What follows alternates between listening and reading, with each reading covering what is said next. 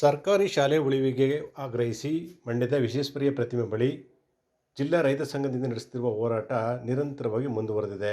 ಮೂರನೇ ದಿನ ಹೋರಾಟಕ್ಕೂ ಕೂಡ ಉತ್ತಮ ಸ್ಪಂದನೆ ವ್ಯಕ್ತವಾಗಿದೆ. ಮಂಡ್ಯ ಜಿಲ್ಲಾ ರೈತ ಸಂಘದ ವತಿಯಿಂದ ಈ ಹೋರಾಟವನ್ನು ಹಮ್ಮಿಕೊಳ್ಳಲಾಗಿದೆ. ರಾಜ್ಯ ಸರ್ಕಾರದ ವಿರುದ್ಧ ರೈತರು ಘೋಷಣೆ ಕೂಗಿ ತಮ್ಮ ಆಕ್ರೋಶವನ್ನು ಹೊರಹಾಕಿದ್ದಾರೆ.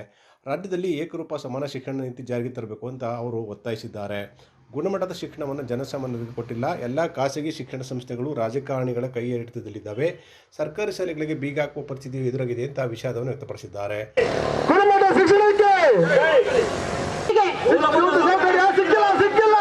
ರಾಜಕಾರಣಿಗಳ ಅಧಿಕಾರಿಗಳು ಜನಸಾಮಾನ್ಯ ಶ್ರೀಮಂತ ಮಕ್ಕಳಿಗೆ ಸಿಗುತ್ತಿರುವ ಗುಣಮಟ್ಟದ ಶಿಕ್ಷಣ ಮೂಲಭೂತ ಸೌಕರ್ಯಗಳು ಜನಸಾಮಾನ್ಯರಿಗೆ ಸಿಗಲೇಬೇಕು. ಸರ್ಕಾರಕ್ಕೆ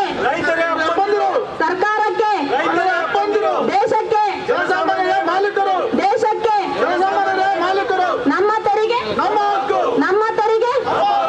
ಭಾರತ ಮಾತೆಗೆ ಕನ್ನಡ ನಾಡಿಗೆ ಕನ್ನಡಿಗರಿಗೆ ಸರ್ಕಾರಿ ಶಾಲೆ ಉಳಿಯಬೇಕು. ಸರ್ಕಾರಿ ಶಾಲೆ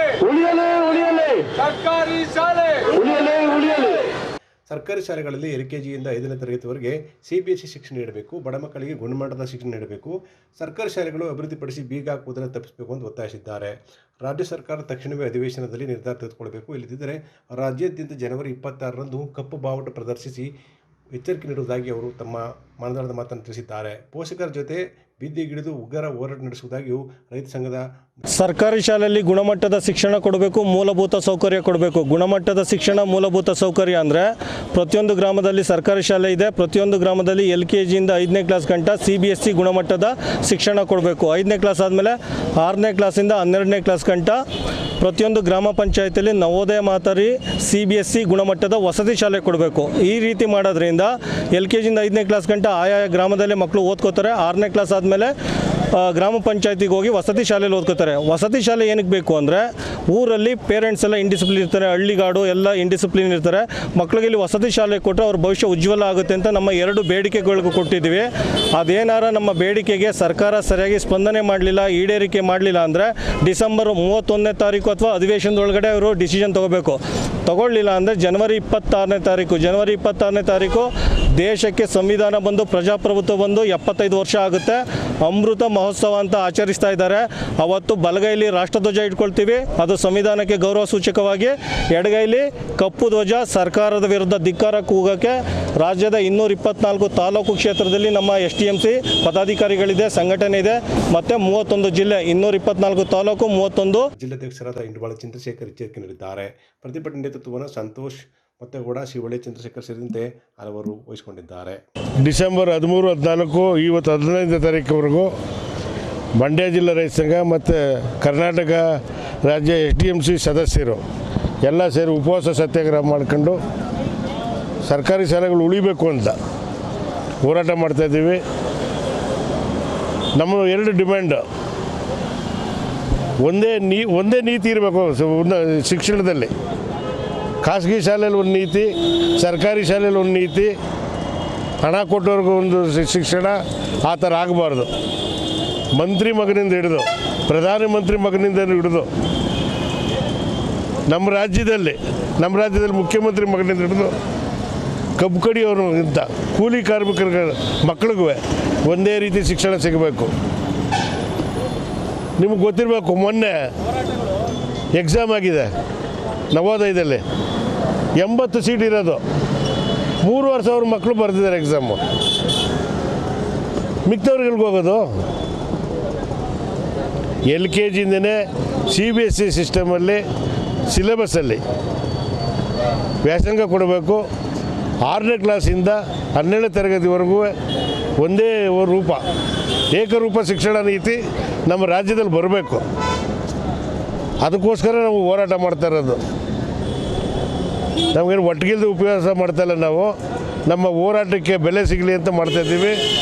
ಮತ್ತು ಈಗಾಗಲೇ ನಮ್ಮ ಈ ಚಳವಳಿಗೆ ಇಲ್ಲಿಗೆ 22 ಜಿಲ್ಲೆಯಿಂದ ಬಂದು ಹೋಗಿದ್ದಾರೆ, ಇವಾಗಲೂ ಬರ್ತಾಯಿದ್ದಾರೆ ನೋಡಿ. ಈಗ ತಾಯಂದ್ರೆಲ್ಲ ಬಂದರು, ಒಂದು ಟೀಮು.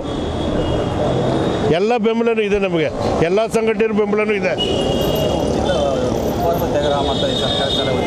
ಆದರೆ ಕೆಲವೊಂದು ಖಾಸಗಿ ಶಿಕ್ಷಣಗಳೆಲ್ಲವೂ ಕೂಡ ಸಚಿವರಾಗ್ಬೋದು ಇರ್ಬೋದು ಶಾಸಕರುಗಳು ದೂರವೇ ಉಳ್ಳವರವೇ ಈಗ ಖಾಸಗಿ ಶಾಲೆಗಳೆಲ್ಲ ಮಂತ್ರಿಗಳದು MLAಗಳದು ಇಂಥವ್ರವೇ ಇರೋವು.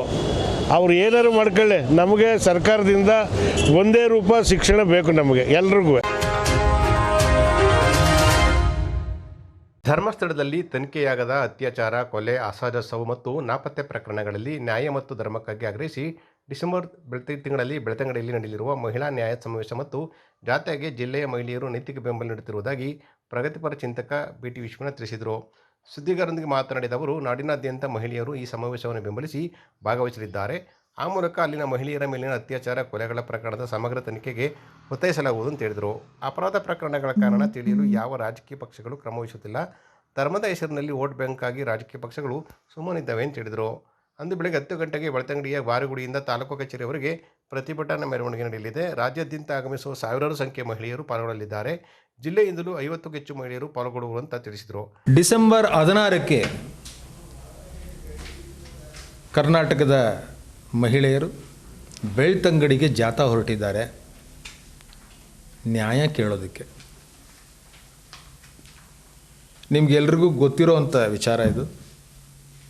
ಅಲ್ಲಿ ವೇದವಲ್ಲಿ ಅನ್ನೋರು ಕೊಲೆ ಆಯಿತು, ಪದ್ಮಲತಾ ಅವ್ರ ಕೊಲೆ ಆಯಿತು, ಸೌಜನ್ಯ ಕೊಲೆ ಆಯಿತು, ಯಮುನಾ ಮತ್ತು ಯಮುನಾ ಸಹೋದರ ನಾರಾಯಣವರ ಒಟ್ಟಿಗೆ ಜೋಡಿ ಕೊಲೆ ಆಯಿತು.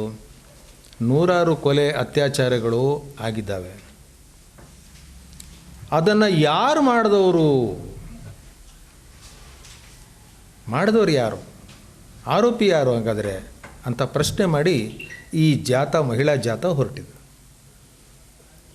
ಆ ಜಾಥಾವನ್ನು ಈ ಮಂಡ್ಯದ ಜಿಲ್ಲೆಯ ಎಲ್ಲ ಜನ ನಾವು ನೈತಿಕ ಬೆಂಬಲವನ್ನು ವ್ಯಕ್ತಪಡಿಸಬೇಕಾಗಿದೆ. ಅದಕ್ಕೆ ಇವತ್ತು ನಾವು ಈ ಪ್ರೆಸ್ ಮೀಟನ್ನು ಕರೆದಿದ್ವಿ. ಸ್ನೇಹಿತರೆ, ನೀವೆಲ್ಲರೂ ಈ ಪ್ರಶ್ನೆಗಳನ್ನು ಹಾಕ್ಕೊಳ್ಬೇಕು. ಯಾಕಾಗಿ ಇಂಥ ಅವಘಡಗಳು, ಅತ್ಯಾಚಾರ, ಅನಾಚಾರದಂಥವು ಒಂದು ಕ್ಷೇತ್ರದಲ್ಲಿ ನಡೆದರೂ ಕೂಡ ಯಾಕೆ ಪ್ರಭುತ್ವ ಮೌನವಾಗಿದೆ? ರಾಜಕೀಯ ಪಕ್ಷಗಳು ಯಾವ್ಯಾವುದೋ ಕೆಲಸಕ್ಕೆ ಬಾರದ ಅಜೆಂಡಾಗಳನ್ನೆಲ್ಲ ಜನರ ಮುಂದೆ ತಂದಿಕ್ಕುತ್ತವೆ. ಆದರೆ ಜನರು ಉತ್ತರ ಬಯಸ್ತಾ ಇರೋ ಈ ಸಾವು ಅತ್ಯಾಚಾರಿಗಳಿಗೆ ಯಾಕೆ ಉತ್ತರ ಕೊಡುವ ಮುಂಚೂಣಿಯನ್ನು ಯಾಕೆ ಈ ರಾಜಕೀಯ ಪಕ್ಷಗಳು ವಹಿಸುತ್ತಿಲ್ಲ ಅನ್ನೋದನ್ನು ನಾವು ನೀವು ಎಲ್ಲ ಚರ್ಚೆ ಮಾಡಬೇಕಾಗಿದೆ ಮತ್ತು ಅದು ಮಾಧ್ಯಮದಲ್ಲಿ ಬರಬೇಕಾಗಿದೆ. ಪಕ್ಕದ ತಿರುಪತಿಯಲ್ಲಿ ಕಲೆಕ್ಟ್ ಆಗುವಂಥ ರೆವಿನ್ಯೂ ಆ ಸರ್ಕಾರ ಜನಕ್ಕೆ ವಿನಿಯೋಗ ಮಾಡ್ತದೆ. ಪಕ್ಕದ ಕೇರಳದಲ್ಲಿ ಅಯ್ಯಪ್ಪ ಸ್ವಾಮಿ ದೇಗುಲದ ವರಮಾನ ಅಲ್ಲಿನ ಸರ್ಕಾರಕ್ಕೆ ಹೋಗ್ತಿದೆ ಜನ ವಿನಿಯೋಗಕ್ಕೋಸ್ಕರ. ಅಲ್ಲೆಲ್ಲೋ ಇನ್ನೊಂದು ದೇಶಕ್ಕೆ ಹೋಗೋಣ ಬೇಕಾದರೆ ಆ ವ್ಯಾಟಿಕನ್ ಸಿಟಿಗೆ ಹೋಗಿ ಅಲ್ಲಿದ್ದು ಕೂಡ ಅಲ್ಲಿ ಸರ್ಕಾರ, ಮೆಕ್ಕಾಕ್ಕೆ ಹೋಗಿ ಅಲ್ಯಾವುದೋ ಸರ್ಕಾರ ಅಲ್ಲಿ ಬರೋ ರೆವಿನ್ಯೂನ ಜನ ವಿನಿಯೋಗಕ್ಕೆ ಬಳಸುತ್ತೆ. ನಾವು ಯಾಕೆ ನಮ್ಮ ಸರ್ಕಾರಗಳು ಸುಮ್ಮನಿದ್ದಾವೆ? ಯಾವುದೋ ಒಬ್ಬ ವ್ಯಕ್ತಿಗೆ ಅಥವಾ ಒಂದು ಕುಟುಂಬಕ್ಕೆ ಸಮಾನಾಂತರ ಸರ್ಕಾರ ನಡೆಸೋದಕ್ಕೆ, ಸಮಾನಾಂತರ ಸಂವಿಧಾನವಾಗಿ ಕೆಲಸ ಮಾಡುವುದಕ್ಕೆ ಯಾಕೆ ನಾವು ಅವಕಾಶವಿತ್ತು ಸುಮ್ಮನಿದ್ದೀವಿ? ಯಾಕೆಂದರೆ ಅವ್ರ ಕೈಲಿ ಅದನ್ನು ನಿಭಾಯಿಸೋಕ್ಕಾಗದೇ ಇರೋದ್ರಿಂದನೇ ಈ ಪ್ರಶ್ನೆಗಳಿಗೆ ಪ್ರಭುತ್ವ ಉತ್ತರ ಕೊಡಲಿಕ್ಕೆ ಆಗ್ತಿಲ್ಲ. ಧರ್ಮದ ಹೆಸರಿನಲ್ಲಿ ಇವರ ಇಂದಿರೋ ವೋಟ್ ಬ್ಯಾಂಕಿಗೆ ಹೆದರಿ ಈ ರಾಜಕೀಯ ಪಕ್ಷಗಳು ಮೌನ ವಹಿಸಿ ತಿಪ್ಪೆ ಸಾರಿಸ್ತಿದ್ದಾವೆ ಅನ್ನೋದು ನಮ್ಮ ಅಭಿಮತ. ಇವತ್ತು ರಾಜ್ಯದ ಮಹಿಳೆಯರು ಈ ಸಾವಿಗೆ ಪ್ರಭುತ್ವ ಉತ್ತರ ಹೇಳಬೇಕು. ಯಾರು ಇದನ್ನು ಮಾಡಿದವರು? ನಮ್ಮ ಪತ್ರಕರ್ತರ ಕಾಂಪೌಂಡಲ್ಲಿ ಯಾವ್ದಾದ್ರು 2 ಮರ್ಡರ್ ಆದರೆ ಯಾರು ಉತ್ತರ ಕೊಡಬೇಕು? ಪತ್ರಕರ್ತರ ಸಂಘದ ಅಧ್ಯಕ್ಷ ನಂಗೆ ಗೊತ್ತಿಲ್ಲ ಅಂತ ಮೌನವಾಗಿರೋಕ್ಕಾಗತ್ತಾ? ಸರ್ಕಾರ ನೋಡ್ಕೊಳ್ತದ್ದು ಗೊತ್ತಿಲ್ಲ ನನಗೆ ಅನ್ನೋಕ್ಕಾಗತ್ತಾ? ಹೀಗೆ ನಾವು ಇಂತಹ ನೈತಿಕ ಪ್ರಶ್ನೆಗಳನ್ನು ಎತ್ತಬೇಕಾಗಿದೆ. ರಾಜ್ಯದ ಮಹಿಳೆಯರು ಧೈರ್ಯ ವಹಿಸಿ ಇವತ್ತು ಇಂಥ ಒಂದು ಚಲೋನ ಪಾದಯಾತ್ರೆಯನ್ನು ಕೈಗೊಂಡಿದ್ದಾರೆ ಬೆಳ್ತಂಗಡಿಗೆ. ಅದನ್ನು ಈ ಮಂಡ್ಯದ ಜಿಲ್ಲೆಯ ಜನತೆಯ ಪರವಾಗಿ ನಾವು ಸಪೋರ್ಟ್ ಮಾಡೋದಕ್ಕೆ ಕೇಳ್ಕೊಳ್ತಾ ಇವತ್ತು ಈ ಪ್ರೆಸ್ ಮೀಟನ್ನು ಕರೆದಿದ್ದೀವಿ. ಈ ಕುರಿತು ನನ್ನ ಉಳಿದ ಸ್ನೇಹಿತರು ಮಾತಾಡ್ತಾರೆ, ದಯವಿಟ್ಟು ಅವ್ರ ಕಿವಿಗೊಡಿ ಅಂತ ಕೇಳ್ಕೊಂಡು. ಗೋಷ್ಠಿಯಲ್ಲಿ ಪ್ರಗತಿಪರ ಚಿಂತಕ GT ವೀರಪ್ಪ, ಜಾಗೃತಿ ಕರ್ನಾಟಕ ಸಂಘಟನೆಯ ನಾಗೇಶ್, ಜನಸಂಘಿಯ ಸಿದ್ದರಾಜು, B ಕೃಷ್ಣಪ್ರಸಾದ್, ವಕೀಲ ಕಿಶೋರ್ ಹಾಜರಾಗಿದ್ದರು. ಪಾಂಡವಪುರ ತಾಲೂಕು ನಾರಾಯಣಪುರ ಗ್ರಾಮ ಪಂಚಾಯತಿ ವ್ಯಾಪ್ತಿಯಲ್ಲಿ ಸುಮಾರು 2 ಕೋಟಿ 3 ಲಕ್ಷ ಮೊತ್ತದ ವಿವಿಧ ರಸ್ತೆ ಮತ್ತು ಚರಂಡಿ ಕಾಮಗಾರಿಗಳ ಭೂಮಿ ಪೂಜೆಯನ್ನು ಮೇಲುಕೋಟೆ ವಿಧಾನಸಭಾ ಕ್ಷೇತ್ರದ ಶಾಸಕ ದರ್ಶನ್ ಪುಟ್ಟಣೆ ನೆರವೇರಿಸಿದರು.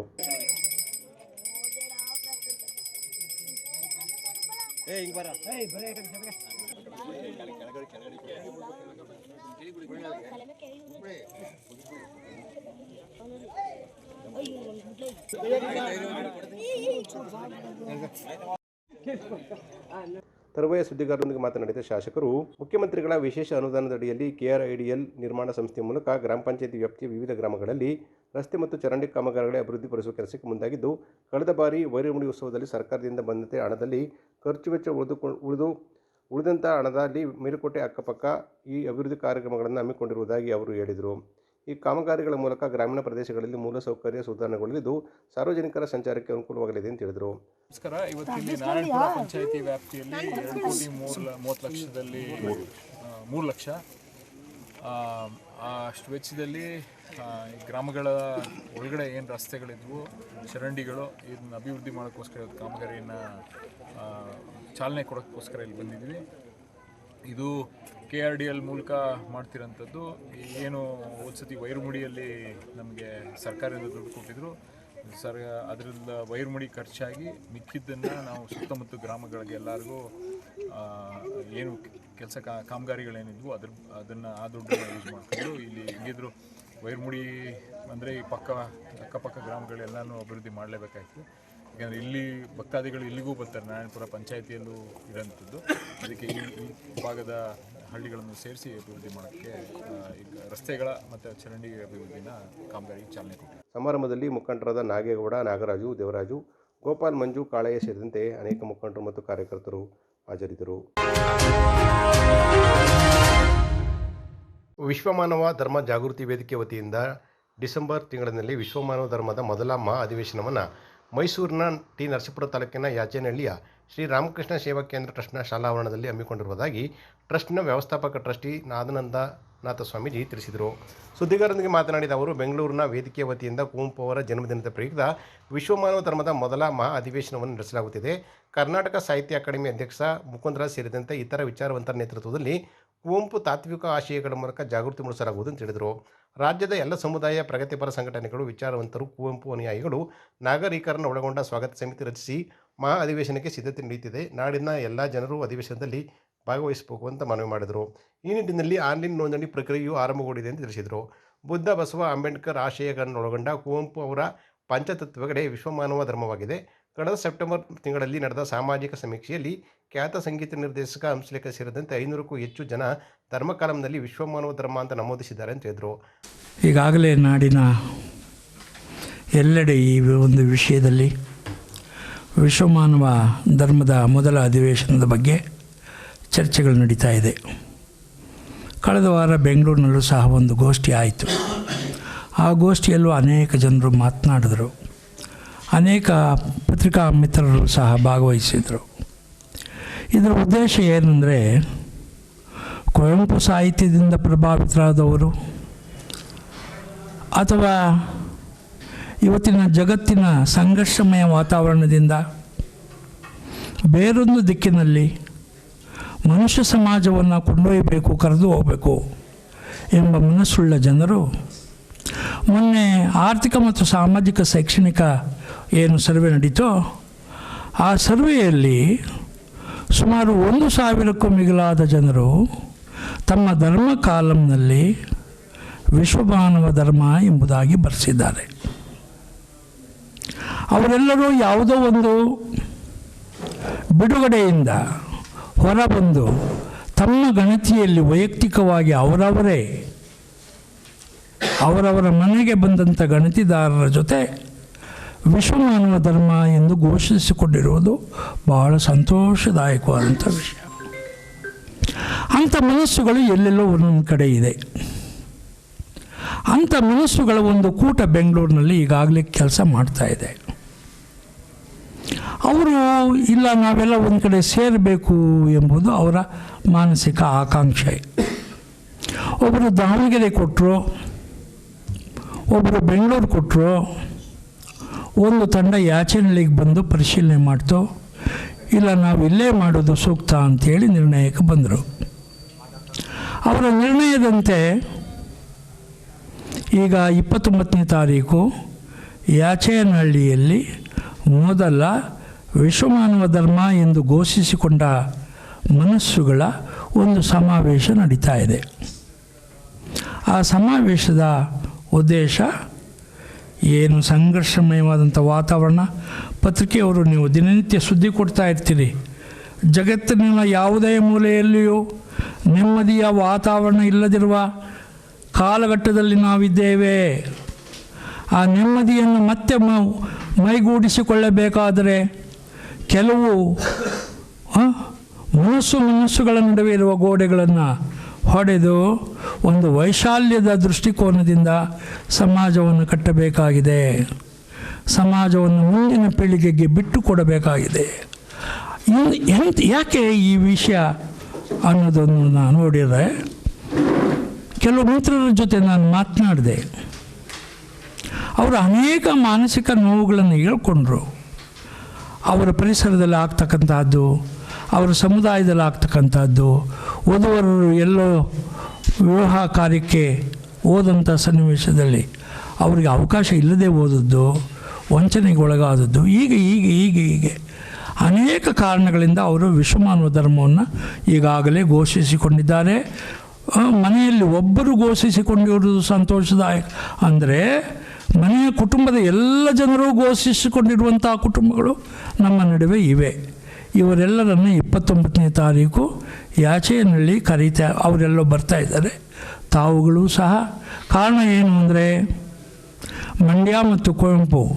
ಪತ್ರಕರ್ತ ಚಂದ್ರಶೇಖರ್ ದಾಕವಾಡಿ ಮಾತನಾಡಿ, ಯಾಚನಹಳ್ಳಿಯ ಶ್ರೀ ರಾಮಕೃಷ್ಣ ಸೇವಾ ಕೇಂದ್ರದಲ್ಲಿ ಕುವೆಂಪು ಅವರ ಚಿತಾಭಸ್ಮವನ್ನು ಸಂರಕ್ಷಿಸಲಾಗುತ್ತಿದೆ.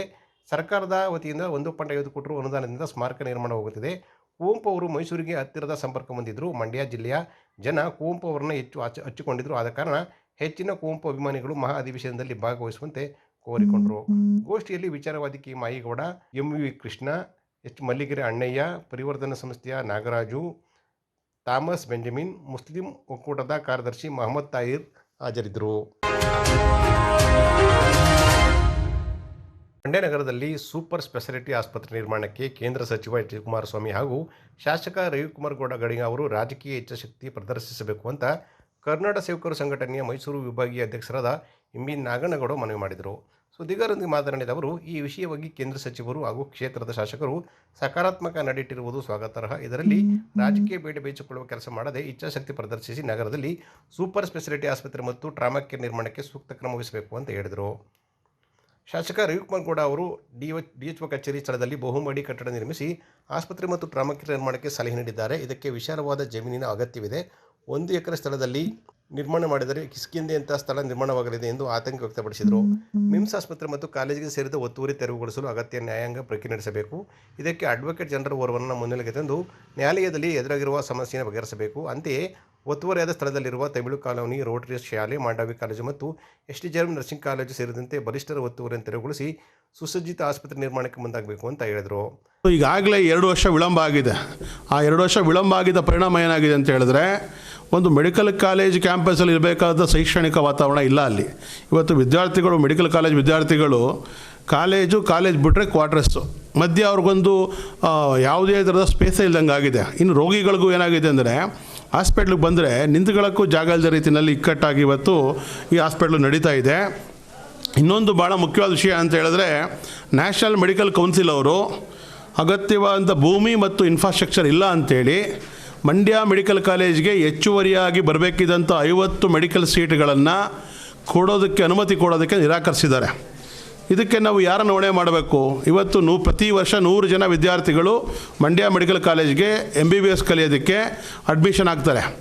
ಇವತ್ತು ಇದು ಅಗತ್ಯವಾಗಿರ್ತಕ್ಕಂಥ ಇನ್ಫ್ರಾಸ್ಟ್ರಕ್ಚರ್ನ ಭೂಮಿಯನ್ನು ಕೊಟ್ಟಿದ್ದರೆ ಈ ಕಾಲೇಜಲ್ಲಿ ಪ್ರತಿ ವರ್ಷ 150 ಮಕ್ಕಳು, ಬಡ ಮಕ್ಕಳು ಮೆಡಿಕಲ್ ಕಲಿಯೋದಕ್ಕೆ ಅವಕಾಶ ಆಗ್ತಿತ್ತು. ಸೊ ಆ ಅವಕಾಶಕ್ಕೆ ಇವತ್ತು NMC ಅವರು ಅವಕಾಶವನ್ನು ನಿರಾಕರಿಸಿದ್ದಾರೆ. ಇದಕ್ಕೆ ಜಿಲ್ಲಾಡಳಿತ ಹೊಣೆ ಆಗ್ತೀರಾ, ರಾಜ್ಯ ಸರ್ಕಾರ ಹೊಣೆ ಆಗ್ತೀರಾ? ನಾವು ಪ್ರಶ್ನೆ ಮಾಡಬೇಕಾಗ್ತದೆ. ಹಾಗಾಗಿ ನಾವು ಮಂಡ್ಯ ಜಿಲ್ಲೆಯ ನಾಯಕರಲ್ಲಿ ಮನವಿ ಮಾಡ್ತಕ್ಕಂಥದ್ದು, ಯಾವುದೇ ಪಕ್ಷ ಇರಲಿ, ನೀವು ಈ ಘಟನೆಯನ್ನು, ಈ ಪ್ರಕರಣವನ್ನು ರಾಜಕೀಯ ಅನುಕೂಲಕ್ಕೆ ಬಳಸ್ಕೊಳ್ಳೋದನ್ನು ದಯಮಾಡಿ ಅವಕಾಶ ತಗೊಳ್ಬಾರ್ದು. ಬದಲಾಗಿ ಅಡ್ವೊಕೇಟ್ ಜನರಲ್ ಅವ್ರನ್ನ ಈ ಪ್ರಕರಣದಲ್ಲಿ ಕೋರ್ಟ್ ಮುಂದೆ ನೀವು ಅಪಿಯರ್ ಮಾಡಬೇಕು. ಅಡ್ವೊಕೇಟ್ ಜನರನ್ನ ಅಪಿಯರ್ ಮಾಡಿ ಏನು ನ್ಯಾಯಾಂಗ ಪ್ರಕ್ರಿಯೆ ಮಾಡಲಿಕ್ಕೆ ನಿಮಗೆ ತಡೆ ಆಗ್ತಿದೆಯೋ ಅದನ್ನು ಸಮರ್ಥವಾಗಿ ಹೈಕೋರ್ಟಲ್ಲಿ ನಿಭಾಯಿಸಿ ಎಂಟೈರ್ ಸುಮಾರು 20 ಎಕರೆ ಏನು ಜಾಗ ಇದೆಯೋ ಆ 20 ಎಕರೆನ ತೆರವುಗೊಳಿಸ್ಕೊಂಡು ಮೆಡಿಕಲ್ ಕಾಲೇಜಿನ ವಿಸ್ತರಣೆ ಮಾಡಲಿಕ್ಕೆ ಏನು ಬೇಕಿರ್ತಕ್ಕಂಥ ಕ್ರಮಗಳನ್ನ ಕೈಗೊಳ್ಳಬೇಕು ಅಂತೇಳಿ ನಾವು ಆಗ್ರಹಿಸ್ತಿದ್ದೀವಿ. ಮತ್ತು ಉಸ್ತುವಾರಿ ಸಚಿವರು, ಶಾಸಕರು ಮತ್ತು ನಮ್ಮ ಸಂಸದರು ಇದರಲ್ಲಿ ರಾಜಕೀಯ ಇಚ್ಛಾಶಕ್ತಿನ ಪ್ರದರ್ಶನ ಮಾಡಬೇಕು. ಯಾಕಂದರೆ ಮಂಡ್ಯ ಜಿಲ್ಲೆಗೆ ಅವ್ರದ್ದೇ ಅಂತ ಒಂದು ಪರಂಪರೆ ಇದೆ. ಯಾಕಂದರೆ ಭಾಳಷ್ಟು ಹೋರಾಟಗಳನ್ನು, ಭಾಳಷ್ಟು ವಿಚಾರಗಳನ್ನು ಮೊದಲಿಂದ ರಾಜ್ಯ ಮಟ್ಟದಲ್ಲಿ ಎತ್ಕೊಂಡು ಬಂದಿರತಕ್ಕಂಥದ್ದು, ಮುನ್ನೆಲ್ಲ ತಂದಿರತಕ್ಕಂಥ ಇತಿಹಾಸ ಈ ಜಿಲ್ಲೆಗಿದೆ. ಸೊ ಹಿಂಗಿರಬೇಕಾದ್ರೆ ಇಲ್ಲಿ ನಮ್ಮ ರಾಜಕೀಯ ನಾಯಕತ್ವ ಅಸಹಾಯಕತೆಯನ್ನು ಪ್ರದರ್ಶನ ಮಾಡಬಾರ್ದು. ಒಂದು ಹೈಕೋರ್ಟ್ ಆದೇಶ ಇದೆ, ಆ ಹೈಕೋರ್ಟ್ ಆದೇಶವನ್ನು ನೀವು ಜಾರಿ ಮಾಡಲಿಕ್ಕೆ, ಏನು ಮೆಡಿಕಲ್ ಕಾಲೇಜನ್ನು ವಿಸ್ತರಣೆ ಮಾಡಲಿಕ್ಕೆ ನಿಮ್ಮ ಅಸಹಾಯಕತೆಯನ್ನು ಪ್ರದರ್ಶನ ಮಾಡಬಾರ್ದು. ಸೊ ಹಂಗಾಗಿ ನಾವು ಕೇಳ್ತಕ್ಕಂಥದ್ದು ಏನು ಅಡ್ವೊಕೇಟ್ ಜನರಲ್ ಇದ್ದಾರೆ, ಅಡ್ವೊಕೇಟ್ ಜನರನ್ನು ಈ ಪ್ರಕರಣದಲ್ಲಿ ಮುನ್ನೆಲೆ ತಂದು ಈ ಪ್ರಕರಣವನ್ನು ಬೇಗನೆ ಇತ್ಯರ್ಥಗೊಳಿಸಬೇಕು ಅಂತ ಹೇಳಿ ನಾನು ಆಗ್ರಹಿಸ್ತೀವಿ ಎಲ್ಲ ಸಂಘಟನೆಗಳು. ಕರ್ವೆ ಜಿಲ್ಲಾಧ್ಯಕ್ಷ ಎಸ್ ಟಿ ಜಯರಾಮ್ ಮಾತನಾಡಿ, ಈ ಆಸ್ಪತ್ರೆ ಜಿಲ್ಲೆಯ ಲಕ್ಷಕ್ಕೂ ಹೆಚ್ಚಿನ ಜನರ ಆರೋಗ್ಯದ ಪ್ರಶ್ನೆಯಾಗಿದೆ. ಪಕ್ಷಗಳು ರಾಜಕೀಯ ಬದಿಗಿಟ್ಟು ಜಿಲ್ಲೆಯ ಸಾರ್ವಜನಿಕರು ಪರವಾಗಿ ಇಚ್ಛಾಶಕ್ತಿ ತೋರಿಸಬೇಕು, ಒತ್ತುವರಿ ತೆರವುಗೊಳಿಸಬೇಕು ಅಂತ ಆಗ್ರಹಿಸಿದರು. ಗೋಷ್ಠಿಯಲ್ಲಿ ಜಿಟಿ ವೀರಪ್ಪ, ರೈತ ಸಂಘದ ತಾಲೂಕು ಅಧ್ಯಕ್ಷ ಮಲ್ಲಿಗೆರೆ ಅಣ್ಣಯ್ಯ, ರಮೇಶ್ ಗೌಡ, ಶಿವರಾಮ್ ಹಾಜರಿದ್ದರು. ಕೆಪಿಸಿಸಿ ಅಧ್ಯಕ್ಷರಾದ ಡಿ.ಕೆ. ಶಿವಕುಮಾರ್ ಅವರು ಸಿಎಂ ಆಗೇ ಆಗ್ತಾರೆ, ಆದರೆ ಯಾವಾಗ ಅಂತ ನಾನು ಭವಿಷ್ಯ ಹೇಳಲ್ಲ ಅಂತ ಮದ್ದೂರಿನಲ್ಲಿ ಕಾಂಗ್ರೆಸ್ ಶಾಸಕ ಕದಲೂರು ಉದಯ್ ಹೇಳಿಕೆ ನೀಡಿದರು. ಈಗಾಗಲೇ ಸಚಿವ ಚಲುವರಾಯಸ್ವಾಮಿ ನೇತೃತ್ವದಲ್ಲಿ ಒಂದು ನಿಯೋಗ ದೆಹಲಿಗೆ ಹೋಗಿದ್ದಾರೆ. ನಾನು ಕ್ಷೇತ್ರದಲ್ಲಿ ಅಭಿವೃದ್ಧಿ ಕೆಲಸಗಳ ಕಾರ್ಯಗಳ ನಿಮಿತ್ತ ದೆಹಲಿಗೆ ಹೋಗ್ತಿಲ್ಲ. ಸಿಎಂ ಬದಲಾವಣೆ ನಿರ್ಧಾರ ಪಕ್ಷದ ವರಿಷ್ಠರ ತೀರ್ಮಾನದ ಬಳಿಕ ನಿರ್ಧಾರ ಆಗುತ್ತೆ ಅಂತ ಹೇಳಿದರು. ಡಿ.ಕೆ. ಶಿವಕುಮಾರ್ ಸಿಎಂ ಆಗ್ತಾರೆ, ಆದರೆ ಯಾವಾಗ ಆಗ್ತಾರೆ ಅನ್ನೋದು ನನಗೂ ಗೊತ್ತಿಲ್ಲ ಅಂತ ಹೇಳಿದರು. ಅವರು ಮದ್ದೂರಿನಲ್ಲಿ ವಿವಿಧ ಅಭಿವೃದ್ಧಿ ಕಾಮಗಾರಿಗಳ ಬಳಿಕ ಮಾತನಾಡಿದರು.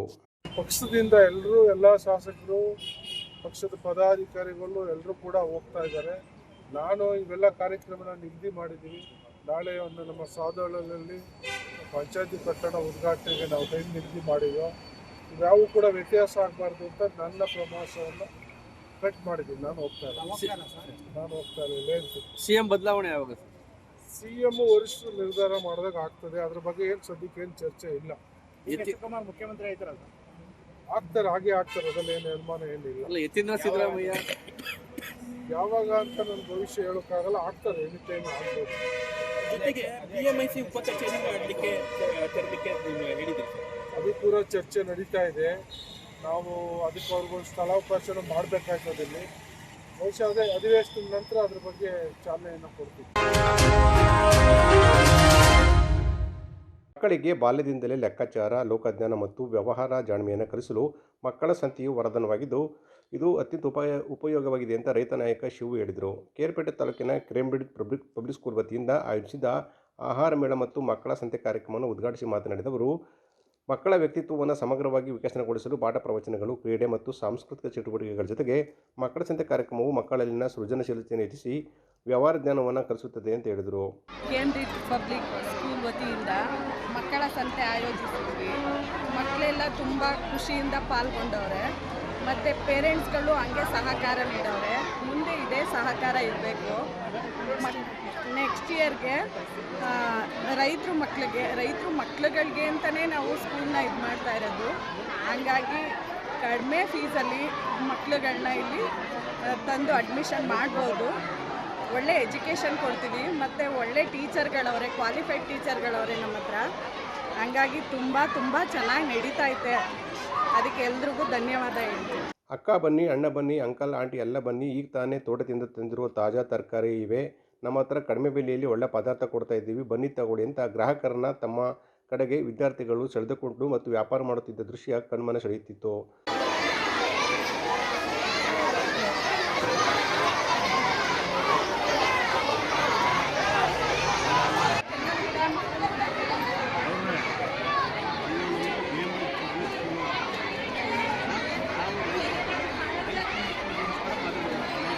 ಸಂಸ್ಥೆಯ ಆಡಳಿತ ಮಂಡಳಿ ವ್ಯವಸ್ಥಾಪಕ ಶಿವಕುಮಾರ್, ಕಾರ್ಯದರ್ಶಿ ಚಿರಾಗ್, ಮುಖ್ಯ ಶಿಕ್ಷಕಿ ರಾಯಿಲಾ ಬಾನು, ಶಿಕ್ಷಕರಾದ ಪ್ರಕಾಶ್, ಶ್ರೀಕಾಂತ್, ಪ್ರೀತಿ, ರಶ್ಮಿ ಸೇರಿದಂತೆ ಅನೇಕರು ಹಾಜರಿದ್ದರು.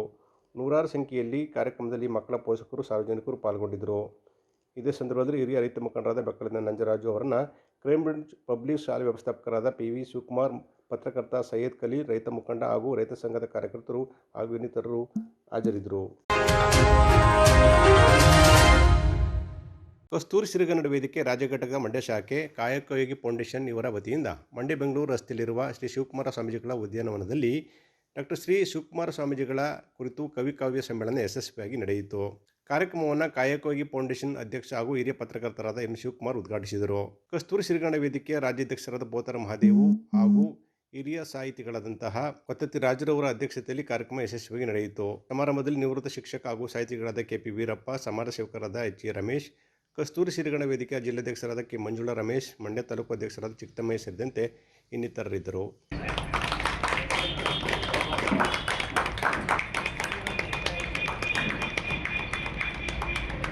ಈ ಸಂದರ್ಭದಲ್ಲಿ ಮಾತನಾಡಿದ ಹಿರಿಯ ಪತ್ರಕರ್ತರಾದ ಶಿವಕುಮಾರ್ ಅವರು, ಇಂತಹ ಕಾರ್ಯಕ್ರಮಗಳು ಹೆಚ್ಚಾಗಿ ನಡೆಯಬೇಕು. ನಡೆದಾಡುವ ದೇವರು ಶ್ರೀ ಶಿವಕುಮಾರ ಸ್ವಾಮೀಜಿಗಳ ಹೆಸರಿನಲ್ಲಿ ಕುರಿತು ಕವಿಕಾವ್ಯ ಮೇಳ ಆಯೋಜಿಸಿರುವುದು ಅತ್ಯಂತ ಸ್ತುತ್ಯಾರ್ಹ ಅಂತ ಅವರು ಹೇಳಿದರು. ನೋಡಿ, ರಾಷ್ಟ್ರಕವಿ ಕುವೆಂಪು ಅವರು ಬರೆದಂತಹ ಎಲ್ಲ ಸಾಲುಗಳು ನಮ್ಮ ಭವಿಷ್ಯವನ್ನು ಕಟ್ತಾ ಹೋಯಿತು. 12ನೇ ಶತಮಾನದಲ್ಲಿ ವಿಶ್ವಗುರು ಬಸವಣ್ಣನವರು ಅನುಭವ ಮಂಟಪದಲ್ಲಿ ಎಲ್ಲ ಜನವರ್ಗದವರನ್ನ, ಅಕ್ಷರವನ್ನೇ ಕಲಿದೇ ಇರುವಂಥ ಅನಕ್ಷರಸ್ಥರಿಗೂ ಕೂಡ ವಚನ ಸಾಹಿತ್ಯದ ಮೂಲಕ ಬಹುದೊಡ್ಡ ಕೊಡುಗೆಯನ್ನು ಈ ಸಮಾಜಕ್ಕೆ ನೀಡಿದಂಥವರು. ಕನಕದಾಸರಿರ್ಬೋದು ಮತ್ತು ಎಲ್ಲ ಪಂಪನಿಂದ ಹಿಡಿದು ರನ್ನ ಜನ್ನ ಎಲ್ಲರೂ ಕೂಡ ಕನ್ನಡ ಸಾಹಿತ್ಯಕ್ಕೆ ಬಹಳ ದೊಡ್ಡ ಕೊಡುಗೆಯನ್ನು ನೀಡಿದ್ದಾರೆ. ಅದರ ಮುಂದುವರೆದ ಪರಂಪರೆಯಾಗಿ ಕವಿಗಳು ತಮ್ಮ ಬರಹದ ಮೂಲಕ ಸಮಾಜವನ್ನು ತಿದ್ದುವಂತಹ ಕೆಲಸವನ್ನು ಮಾಡ್ತಾ ಇದ್ದಾರೆ. ಬಹಳ ಅತ್ಯಂತ ಸಂತೋಷಕರವಾದಂತಹ ವಿಚಾರ. ನಾವು ಈ ಧ್ಯಾನ ಕೇಂದ್ರ ಮಾಡಿದ ನಂತರ ಇದು ಮೊದಲನೇ ಕಾರ್ಯಕ್ರಮ. ನೀವೆಲ್ಲ ಕನ್ನಡ ಪರವಾದಂಥವರು ಬಂದು ಇವತ್ತು ಕನ್ನಡದ ಹಬ್ಬವನ್ನು ಮಾಡ್ತಾ ಇರುವಂಥದ್ದು ಬಹಳ ಸಂತೋಷಕರವಾದಂಥ ವಿಚಾರ. ಈ ಒಂದು ಉದ್ಯಾನವನವನ್ನು ನಾವು ಕಳೆದ 20 ವರ್ಷಗಳಿಂದ ಬಹಳ ನಾವು ಏಕಾಂಗಿಯ ಹೋರಾಟ ಅನ್ಬೋದು. ಇದನ್ನು ಎಲ್ಲ ಗಿಡಗಳನ್ನು, ಎಲ್ಲ ಜಾತಿಯ ಮರಗಳನ್ನು, ಸಸ್ಯಗಳನ್ನು, ಔಷಧೀಯ ಸಸ್ಯಗಳನ್ನ ನೆಟ್ಟು ಈ ಉದ್ಯಾನವನವನ್ನು ನಿರ್ವಹಣೆ ಮಾಡ್ತಾ ಬಂದಿದೆ ಕಾಯಕಯೋಗಿ ಫೌಂಡೇಶನ್. ಇದಕ್ಕೆ ಪರಮ ಪೂಜ್ಯ ಸ್ವಾಮೀಜಿಯವರ ಆಶೀರ್ವಾದ ಮತ್ತು ಎಲ್ಲ ಸಾರ್ವಜನಿಕರ ಸಹಕಾರದಿಂದ ಇವತ್ತು ಈ ಒಂದು ಧ್ಯಾನ ಕೇಂದ್ರ ಇಲ್ಲಿ ರೂಪಿತಗೊಂಡಿದೆ. ಈ ಧ್ಯಾನ ಕೇಂದ್ರವನ್ನು ಕನ್ನಡದ ಮನಸ್ಸುಗಳಿಗೆ ಉಚಿತವಾಗಿ ನಾವು ನೀಡ್ತೀವಿ. ನೀವೆಲ್ಲ ಕಾರ್ಯಕ್ರಮಗಳನ್ನು ಇಲ್ಲಿ ಮಾಡ್ಬೋದು. ಇದಕ್ಕೆ ಯಾವುದೇ ರೀತಿಯಾದಂತಹ ಶುಲ್ಕ ಇರೋದಿಲ್ಲ. ಇಲ್ಲಿ ಎಲ್ಲ ಕನ್ನಡದ ಮನಸ್ಸುಗಳು ಕೂಡಿ ಕಲಿತು ಒಂದಷ್ಟು ಸಮಾಜವನ್ನು ತಿದ್ದುವಂತಹ ಕೆಲಸಗಳನ್ನ ನಾವು ನೀವು ಎಲ್ಲ ಸೇರಿ ಮಾಡೋಣ ಅಂತ ಹೇಳ್ತಾ ಇವತ್ತು ಈ ಕಾರ್ಯಕ್ರಮಕ್ಕೆ ಕರೆದು ಉದ್ಘಾಟನೆಯನ್ನು ಮಾಡಿಸಿ ಬಹಳ ಸಂತೋಷದಿಂದ ನಾನು ಈ ಕಾರ್ಯಕ್ರಮವನ್ನು ಉದ್ಘಾಟಿಸಿದ್ದೀನಿ. ಕನ್ನಡ ಬೆಳಿಬೇಕು, ಕನ್ನಡ ಉಳಿಬೇಕು, ಕನ್ನಡದಿಂದ ನಮ್ಮೆಲ್ಲರ ಬದುಕು. ಸಿರಿಗನ್ನಡಂ ಗೆಲ್ಗೆ, ಸಿರಿಗನ್ನಡಂ.